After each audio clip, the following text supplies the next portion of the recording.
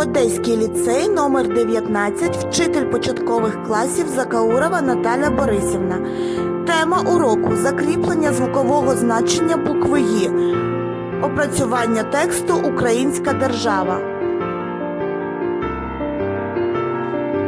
Давайте згадаємо, буква «Й» позначає два звуки – «й» «і», а також позначається двома рисочками і дужечком. Якщо вона стоїть на початку слова, після голосного або ж після апострофа. А зараз давайте кожен вголос прочитає чистомовки.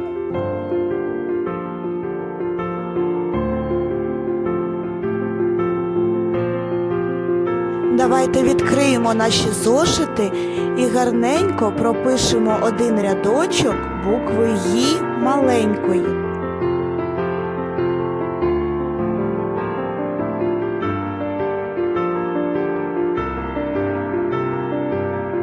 Молодці! А зараз саме час почитати. Давайте разом.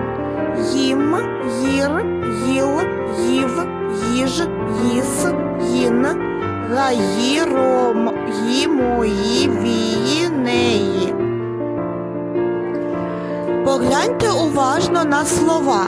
Герой, герої, гай, гаї. В чому відрізняються схеми? Виїзд, поїзд, заїзд, приїзд, переїзд, їх, їм, їжак, їзда, їсти. А зараз давайте попрацюємо в зошитах з нашою буковкою «Й». Запишемо маленьку букву «Й», з'єднання з нею, а також пропишемо речення з буквою «Й». Давайте пограємо. Коли чуєте звук «Й», один раз плесніть в долоні. Їжак покликав їсти й пити своїх маленьких їжаків. Та не схотіли їсти діти, він їхню їжу сам поїв. А зараз давайте зробимо дуже незвичне списування. Замість картинок напишемо слова. В одному лісі жив колючий їжак. Одного разу прийшли в ліс діти.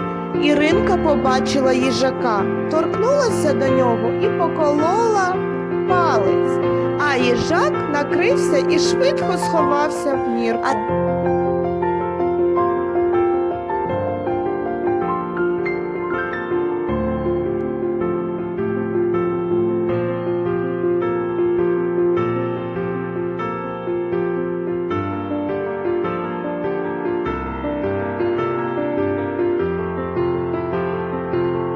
Дякую вам всім за увагу. Сподіваюся, вам було цікаво.